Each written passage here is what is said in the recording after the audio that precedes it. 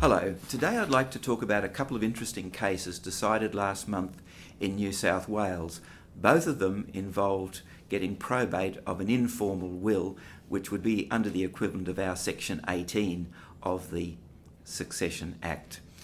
The first of Chan, the estate of Chan, involved a formal will which had been supplemented by a DVD. In the event, Justice Lindsay was willing to admit the DVD as a codicil, but he did put some cautionary remarks around that decision, saying that that level of informality had some real risks.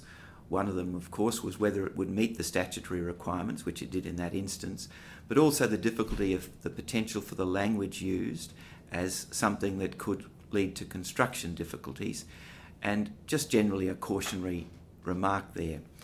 The other case, which is the case of Curry, involved finding the will on the deceased's computer using a computer expert who was able to get into the computer, finding the password and so on, however they do these things. And the judge in that case, which was the Chief Justice in Equity, Justice Berg, was happy to admit the document that was found on the computer. There have been others going back a few years as well, where this same informal will found on a computer or what have you has been admitted to probate.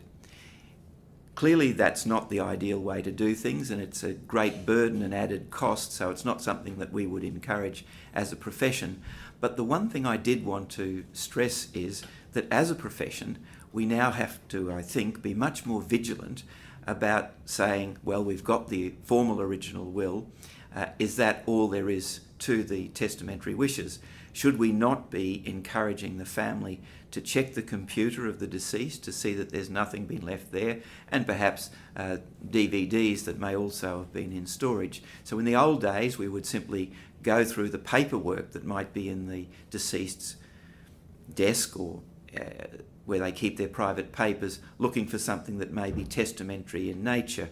Now we have to, I think, direct our inquiries also to the electronic ways that testamentary wishes may have been expressed. I just think it's a cautionary note that I like to sound about that, and I hope that's helpful.